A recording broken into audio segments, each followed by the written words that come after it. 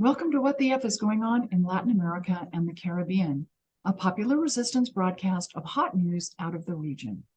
In partnership with Black Alliance for Peace Haiti Americas team, Code Pink, Common Frontiers, Council on Hemispheric Affairs, Friends of Latin America, Interreligious Task Force on Central America, Massachusetts Peace Action, and Task Force on the Americas, we broadcast Thursdays at 4:30 p.m. Pacific, 7:30 p.m. Eastern, right here on YouTube Live, including channels for The Convo Couch, Popular Resistance, and Code Pink.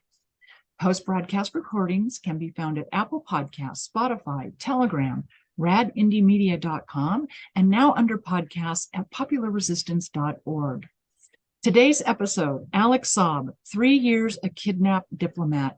And I'm happy to have as our guest today. So many of you know her, especially those of you watching on the Convo Couch channel, Fiorella Isabel. She has just returned from Venezuela, where she attended a lawfare forum specifically focused on what has been happening with diplomat Alex Saab for the past 3 years. And for some of you in the audience, you may remember we have done a couple episodes regarding Alex Saab. I will post the links to those episodes in the program notes because they will give you some early background information on the case. But before I ask Fiorella to join the conversation, let me just give all of you a quick update and background before we start our conversation. So what I'm going to share with you is the introduction to an article written by our good friend Francisco Dominguez, and I want to share his comments with you.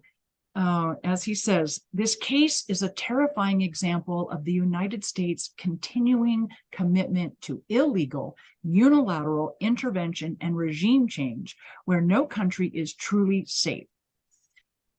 On June 12, 2023, we celebrated or recognized the third anniversary of the illegal kidnapping and imprisonment by the United States of Alex Saab. Because the brutality and cruelty of the US blockade was wreaking havoc on the economy, and millions of the most vulnerable in Venezuela were being deliberately denied their human rights to the most basic necessities of daily life, President Nicolas Maduro tasked Saab with traveling around the world, procuring food, medicines, and fuel for his country, Venezuela. Breaking every treaty, protocol, law, and norm of international diplomacy, the United States plotted to have Alex Saab arrested while in transit to Iran to fulfill his diplomatic mission by pressing the Cape Verde government to illegally arrest him on June 12, 2020. The plane Saab was traveling on was denied refueling in Morocco and Senegal, thus being forced to land in Cape Verde.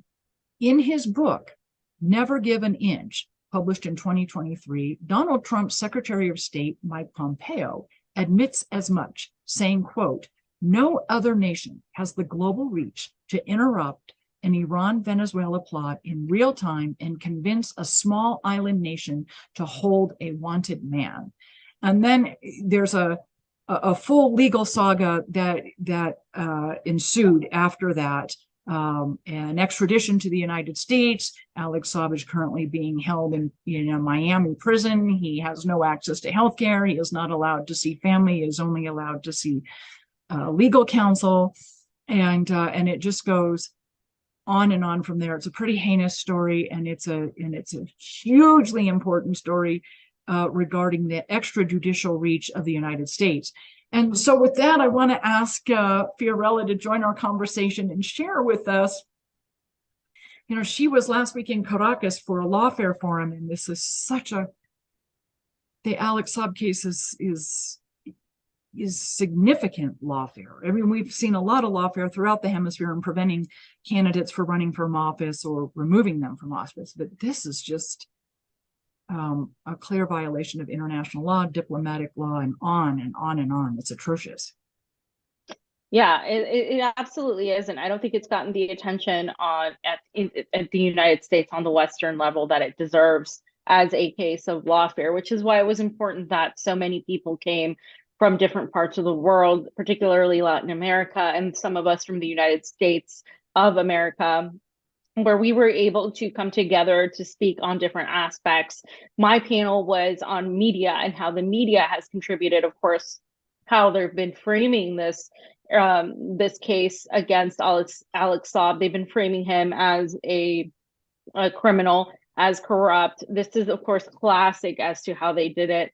And I'll just start off by saying the guests were all international and also national guests that were in Caracas. And Dan, our comrade Dan, was there, Dan Kovalik, and he talked about it from a law perspective. And there were other lawyers and other people. There were activists who have been on the ground for the Free Alex Saab movement. And there were journalists, as well as people who have been following the case throughout its entire process. As Terry mentioned, she's covered this before. This is now a case that has been ongoing for, I believe, is it 2 years? 3. He was arrested June 12th, 2020. Yeah. 2020. Yes. So 3 years now. Yes. So 3 years. I forget it's so 2023 now. Yeah. I know. I forget too. The last few years have been like, just a blur. But yeah.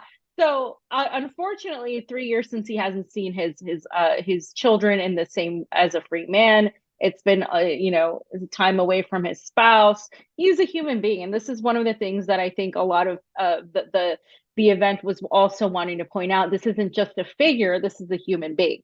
But I do want to say that what was primarily discussed was the case of lawfare against Alex Saab.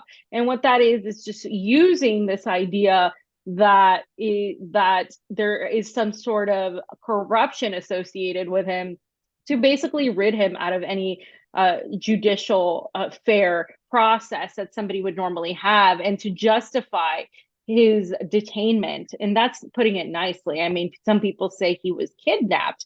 And I'm going to start off by talking about the fact that he was detained twice, first by Donald Trump and then by Joe Biden.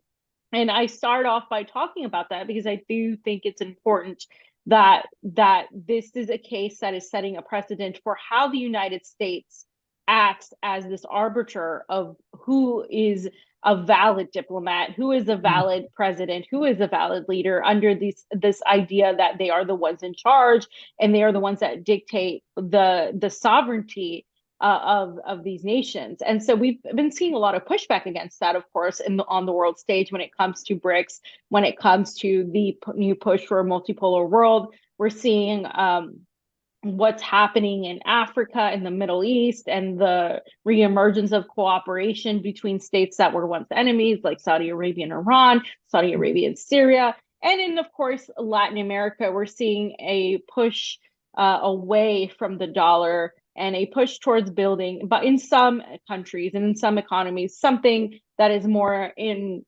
cooperative within the nations in South America and Central America. Of course, this is something that's going to be difficult. This is something that isn't just going to happen overnight, but we do recognize we've been seeing this push. Now, in terms of what that has to do with Alex Saab, well, the Alex Saab case isn't just a persecution of a political dissident. It very much is.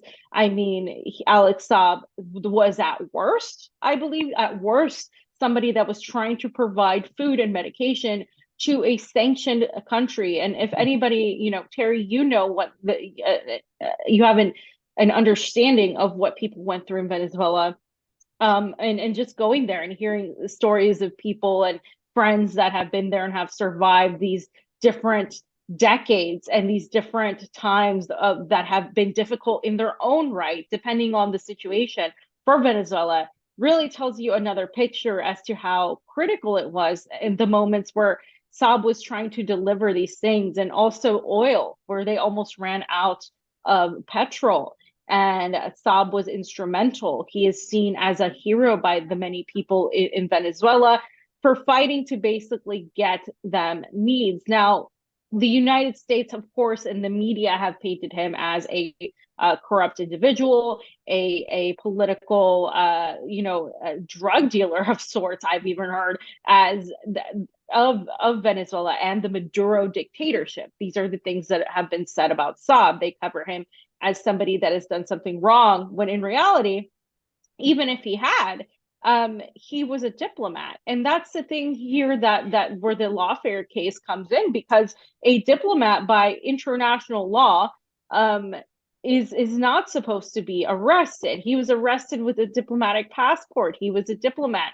And that brings me to the other facet of this, is again that the United States not recognizing Maduro as president of Venezuela is the reason they're using to say Alex Saab was not a diplomat, because Maduro wasn't the president that the United States recognized. Therefore, the United States didn't recognize Saab as a diplomat, so he could be arrested. And this is what we're talking about here. These are the same excuses, and this was pointed out, of corruption, of whatever sort of stripping people of their credentials, that has been used on people like Cristina Kirchner in Argentina. And you could talk about Pedro Castillo and how he has been imprisoned with no charges that have actually been applied against him. You could talk about also what was mentioned is the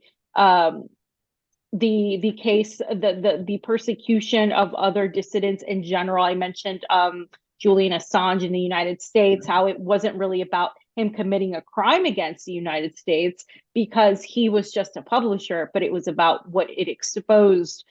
So it was a political persecution, and that's kind of what is involved in the lawfare case, and that's kind of what we got to hear from various people in various parts of the world. They also talked about regime change operations led by the United States and the West, and how, political dissidents, whether they be politicians or supporters, have been pushed out by via these regime changes and interventions. I also mentioned how the United States tried to decide that, Juan Guaido was the leader of Venezuela, and then how Alexei Navalny was a potential opponent to Vladimir Putin, because they simply decided it to be, not because the people of these sovereign countries decided it, but because they did. So all of these cases really present this case of lawfare against Alex Saab in terms of the fact that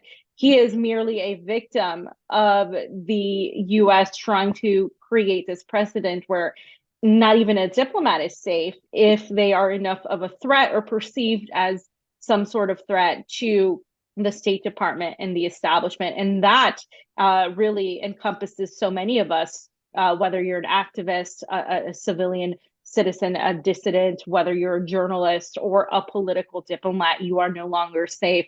So one of the things that was said there was, if we are all Alex Saab. This is something I've heard with Julian Assange. We are all these dissidents that are being persecuted for political reasons and political manipulations. What's really horrifying to me, and I think the case of Julian Assange and the threat of him being extradited to the United States, he's an Australian citizen. He's not a U.S. citizen, but the U.S. is attempting to have him extradited to the United States and have him stand trial in the U.S. And it was the same, and Alex Saab, the U.S. did successfully have him extradited to the United States. He is Colombian with Venezuelan residency, or Colombian national, or dual residency, but he was extradited and is now sitting in a U.S.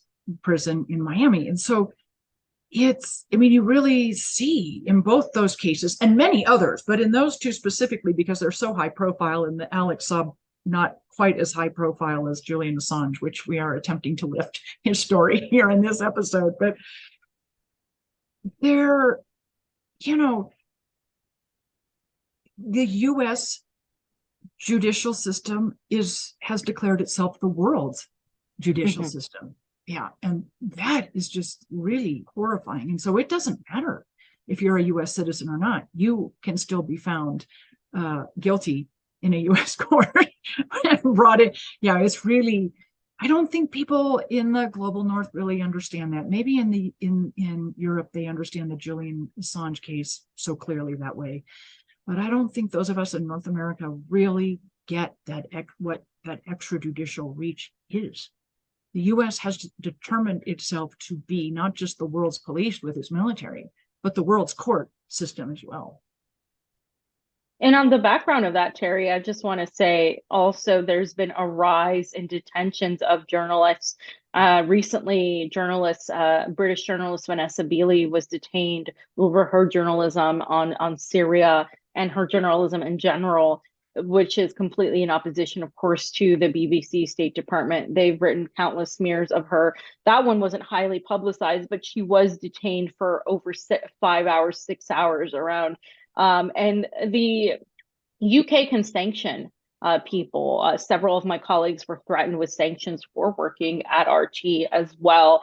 And of course, recently also Kit Clarenberg was another journalist that was detained for around the same time, 5 or 6 hours.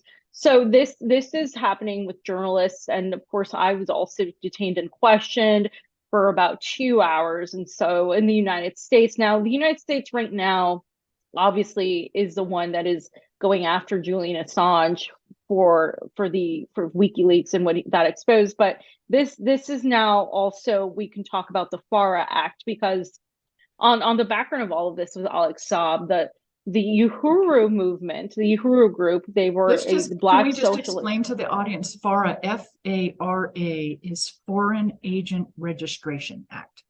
So correct. You're right. The Foreign Agent Registration Act, if you haven't heard of it, it's basically, so it's funny because they've criticized Russia for doing something that was based on the FARA Act, where if you are actually found to be a foreign agent, and Nicaragua you will be questioned, and Nicaragua as well. And I don't know who else. But so what I was getting at is they have used the FARA Act to extend it, right? Because it was supposed to be a foreign agent. Like if you were working at the behest of another government as a foreign agent and providing information. Well, they've extended it to people who have merely spoken out against the established narrative. So the Uhuru movement, which was these black socialists that were speaking out against the war in Ukraine and speaking out against NATO's accountability, NATO's role in that war, were jailed recently. And they also had one of the things that they had against them was that they were an organization and that they had a Russian member that was a part of their organization. So that was used to tie them. There really wasn't any evidence of them actually receiving any sort of like direction from the Kremlin, any sort of funds from the Kremlin in any way, shape, or form. But that was used to jail them, and their case is right now is still an ongoing case, and it's really difficult to look at that happening in the United States. That hasn't gotten that much attention either. And of course, we're talking about these people being arrested and detained for saying, I don't agree with this war. I think the United States is at fault. And then, of course, the intricacies of the case. I am going to have somebody on to talk about that, because I do think it's important people know about this, because this is all complete. These are all different, but at the same time, they're all stemming from the U.S. hegemonic role in persecuting dissidents. And I think that is increasing in itself. And of course, we recently saw Tara Reade, a Biden accuser, say that she does not feel safe in the United States. She was actually told by her lawyer not to return because she was going to testify against Joe Biden, that they were going to find a way to arrest her. So she was advised not to return to the United States when she was in Russia. So this is all happening all at the same time right now. And I'm just thinking to myself, it's getting really dangerous to be truthful. It's getting really dangerous to say even what you think, even if you disagree. And this started, of course, a few years ago, but it's gotten increasingly worse with time. And Alex Saab is just another example, and it's seemingly an example that that they've exploited because of his ties, obviously, to Venezuela and Maduro. and the fact that he is a Venezuelan diplomat allows people to say, well, he's just this corrupt criminal that was, working on on behalf of the Maduro dictatorship, and he shouldn't matter. And, we're going to use all of these things against him to make sure that you don't think anything more of him. And the role of the media has been to portray that image of somebody that isn't a human being, somebody that is just this figure. But in order to talk about Alex Saab, we have to talk about the torture he endured. He endured torture of all kinds while he has been imprisoned. I would argue he is still being tortured by Absolutely. being denied medical care. Yes. He has cancer and he's been denied. Yeah. So that is a form of torture too. And, I would, it's just, it's really horrifying to the point of being almost unbelievable. I would ask you, one of the, this particular diplomatic mission he was on when he was grounded in Cape Verde and then arrested by request of the United States, he was en route to Iran. And this is, for the United States, he was perceived as a conduit between two heavily sanctioned countries, sanctioned by the United States, unilaterally sanctioned by the United States. And so he was perceived as a conduit for basically helping the Venezuelans principally, but Iran too, through the trade that he was conducting. And it's, you can really see, as you mentioned, and really understand, you don't have to agree with it, you don't have to like it, but it brings you a clear understanding why so much of the world is moving away from the West, the United States specifically. They have no choice. Their survival depends on it. They cannot stay tied to the US dollar. It makes them, very vulnerable to economic sanctions. They can't stay tied for purposes of trade, for banking, for any of that. Even if they want to, even if their first choice would be to stay close to the United States, you can't any longer, for your own nation's sovereignty, survival, and the survival of its people, certain citizens. Yeah. It's not ideological. Go ahead. As much as some of it isn't. No, wait, go ahead. I'm sorry. It is beyond ideology in many respects. Yeah, it's survival. Yeah. And that's what I wanted to say. It's not just like this idea that all of these countries are becoming super socialist and they're all going to take over and that sort of thing. It's more of like economically, it's just not feasible for them to continue this. And I mean, there is some ideological sort of freedom behind it, some desire to have your sovereign identity, your sovereign right recognized, and seeing the pushback now from Russia, from other countries, from China, and then jumping on that and saying, okay, now we're not alone. We have these relationships that we can build on. But it's also about where the world is going. And the United States is almost like it's trying to stay in one spot and everybody is running the other direction. And so they're going to cling on harder than ever because they don't want to lose their place in the world that they've had for a very long time.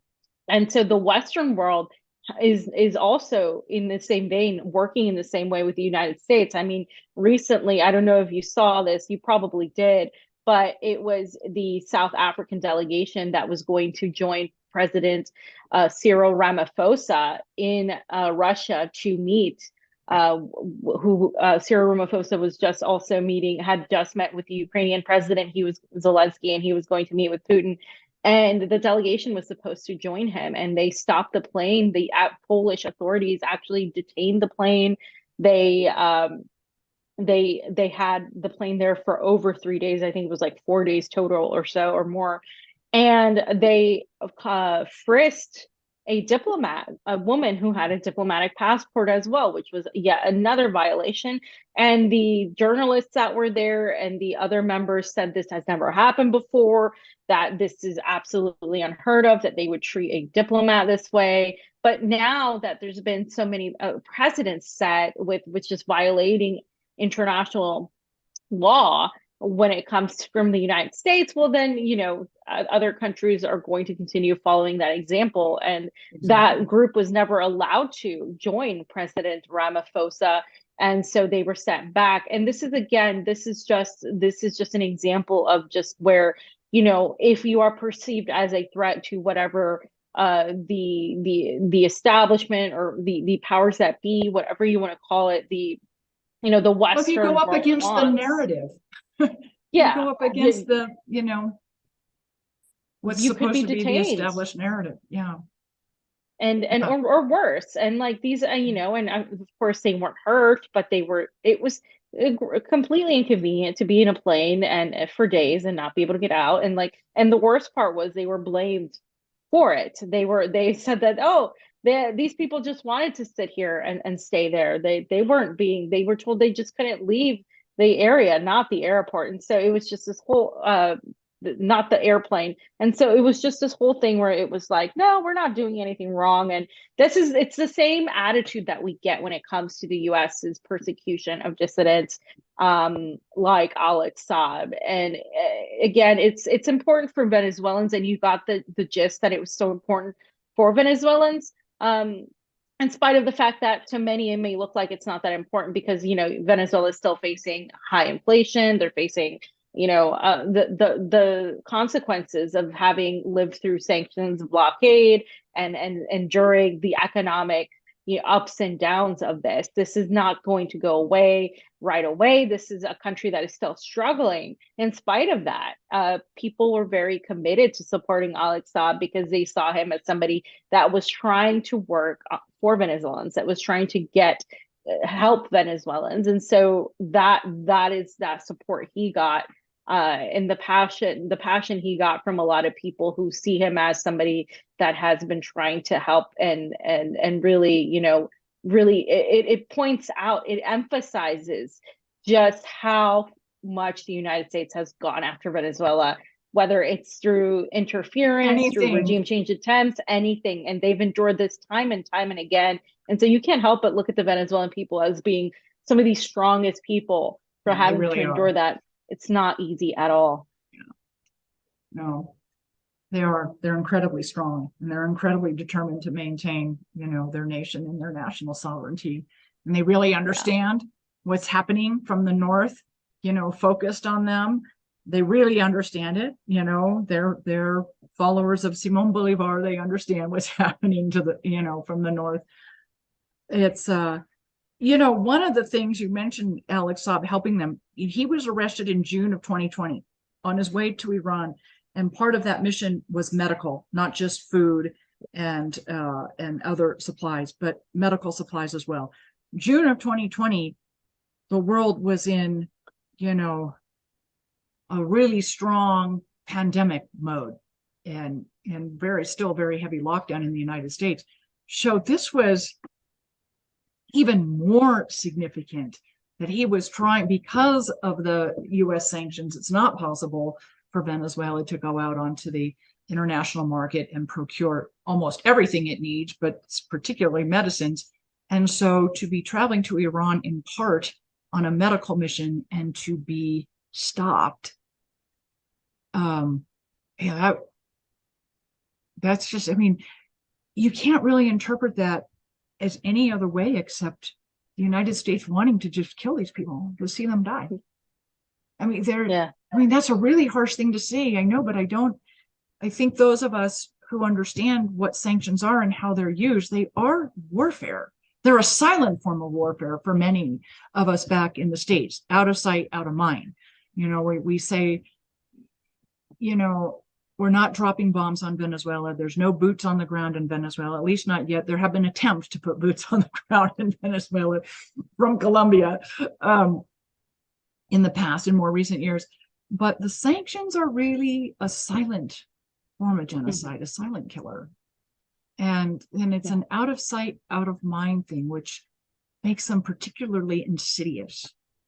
And so to deny someone the ability to complete a medical mission in the midst of the COVID-19 global pandemic, I mean, I don't think you can interpret that in any other way except, to kill people or not, watch them die, I guess is maybe, I don't even know how to frame it. It's so ugly.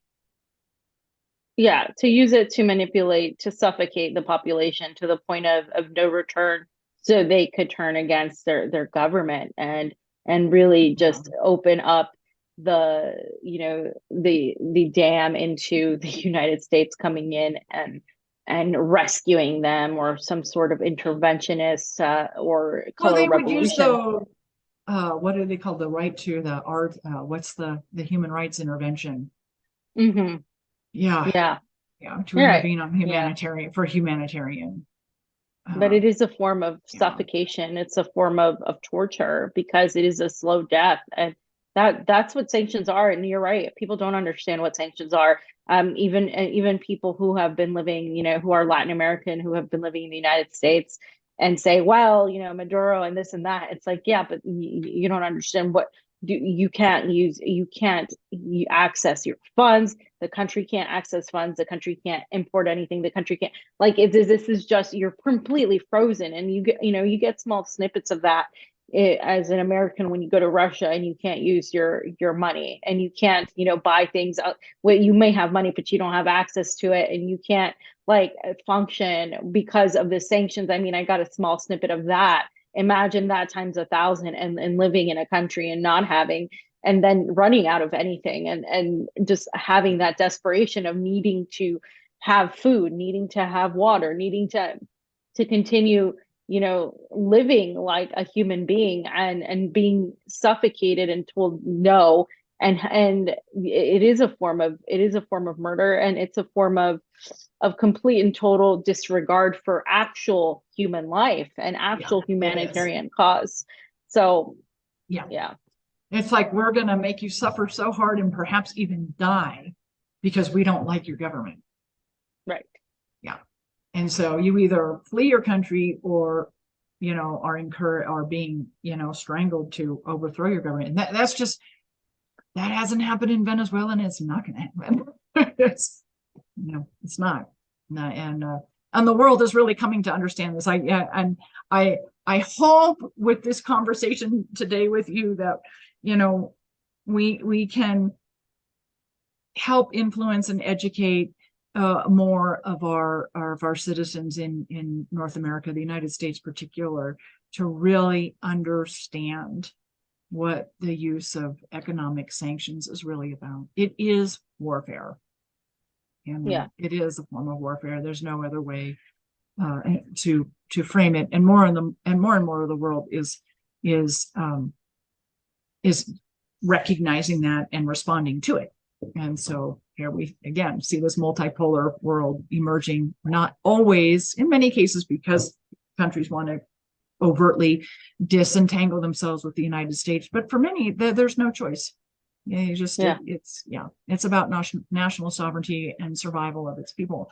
And if we could just talk, I know you have more appointments. Maybe if we could just, in closing, talk a little bit about national sovereignty, because this with Alex Saab, as you mentioned earlier, he is in prison as a diplomat, as a Venezuelan diplomat. He was given Venezuelan diplomatic status at a time when the United States did not recognize Nicolas Maduro as the democratically elected president of Venezuela, even though the majority of Venezuelan citizens who participated in the election process in May of 2018, said this is who we want. And so that wasn't even recognized by the United States. You and I did a lot of election observation throughout the Americas between October of 2020, which was Bolivia, all the way through Brazil of 2022. And to me, and I think you would agree, the majority of people throughout Latin America and the Caribbean voted for those political candidates who supported national sovereignty, promoted natural resource sovereignty, and were proposing economic systems that would benefit the majority of the citizens.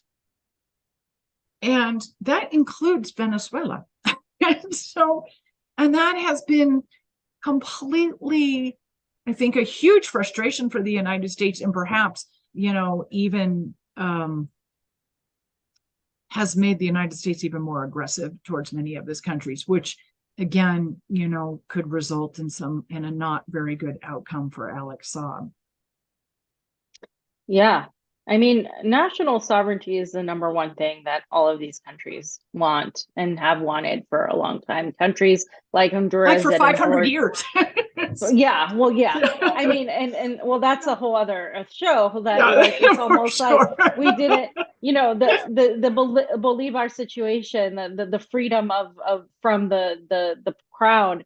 Now it's turned into, well, what the freedom from the US, because it's the same apparatus pretty much in power, and so now they're still fighting for that. But the reality is all of these countries have wanted national sovereignty, whether it was from the crown, whether it's now from the United States or Western hegemony. And Honduras endured a narco dictatorship basically for over a decade, and was able to come back and free itself with obviously nobody saying that they're free of difficulty. Nicaragua, Cuba has gone. I mean, it's in really critical condition right now because of just the lack of petrol, the lack of tourism, the impact of COVID. But they've managed a 60+ year blockade. And this isn't easy to do. And I think the American and Western public have no idea what that would even be like for a day. So they completely offset this issue of sanctions as well. Sanctions are bad, but at least this person doesn't want to nuke somebody. And I think that understanding is extremely American exceptionalist. And we see this American exceptionalism brooding in the US election. And Venezuela has an upcoming election as well, as does Mexico next year, along with the United States. And, other countries have it this year.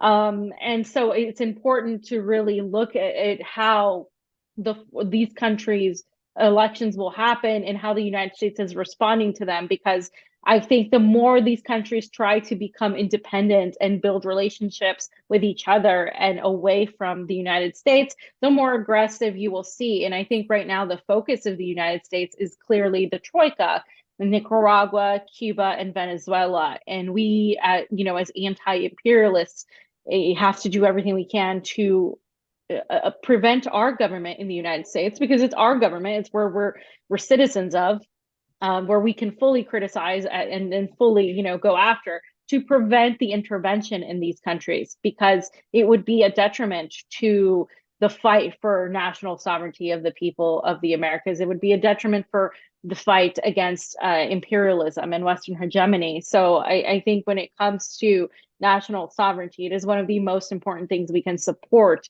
of other people. And I think when people try to say, well, the United States, you can't be proud of being an American, I think it has a completely different context to it. And a lot of people try to equate the two. It's one thing, living in the empire and then being under the boot of the empire. So there's a difference. And I think it's up to, journalists, dissidents, activists, and just people who do these delegations or who travel abroad to really bring light. And that's why that forum was so important, because so many different people had so many different stories as to why they were there, and so many different organizations came together to really support Alex Saab and support the people of Venezuela. And there was that sense of, wow, we're all here and we all see what is happening. And, we're going to try to draw more attention to this, because it's not just an Alex Saab issue or a Venezuela issue. It is an issue against anybody who is against the established narrative, the established talking points. And this is a fight for basically the ability for countries to make their own decisions. And if the United States doesn't recognize Maduro as the president, is irrelevant, because Venezuela has decided he's the president, and it's that simple. It's really that simple. So Fiorella, in our closing minutes, where can the audience learn more about Alex Saab, the Free Alex Saab campaign? Yeah, and, so go ahead. And also where can we find out more about the forum you attended last week? Yeah, so there is the Free Alex Saab movement, Free Alex Saab. I believe it was freealexsaab.com. Let me double check that. And also, I will be posting a full edit of my speech. The reason it was in Spanish. It was in Spanish, so I just have to translate it into English, which won't be hard for me. But I had to do it in Spanish, so it was filmed by the local Venezuelan channel, and there was another YouTuber. So I will put that on Twitter, and I will also do the written out English version on Substack for everybody to have it. So that's great. Yeah, so I will do that. But let me just make sure I give you the right website for the Free Alex Saab movement, because let's see, because that one was really, you can find all kinds of information up until the latest, but there's the Free Alex Saab movement in Venezuela, and then there's the Free Alex Saab movement in the United States as well. Yes, it's freealexsaab.org is what it is. freealexsaab.org. Okay, I'll put that in the program notes as well. And also for the audience, I'll put all of Fiorella's social media handles in the program notes also, so that you can follow her and see that great talk you gave last week in Caracas. It was really good. Oh, thank you. I'm so happy you had time. I know you're just getting back to your work and your life in Moscow, and I'm just so thankful you had time to talk to us today. It was really great. Always great to work with you, and I always so value, what you have to say and share with us. So thank you very much, Terry, and I hope to see you soon on our next adventure. Yep, next month we'll talk about that. We can share that with the audience next week. Yeah. But anyway, I just want to remind all of you who've been watching What the F is Going On in Latin America and the Caribbean. We're a popular resistance broadcast. You can find us on YouTube live every Thursday evening, 7:30 p.m. Eastern, 4:30 p.m. Pacific. We broadcast simultaneously on the Convo Couch, Code Pink, and Popular Resistance. Post-broadcast recordings can be found at Apple, Spotify, or wherever you find your podcasts. So thank you, everyone, and we'll talk with you next week.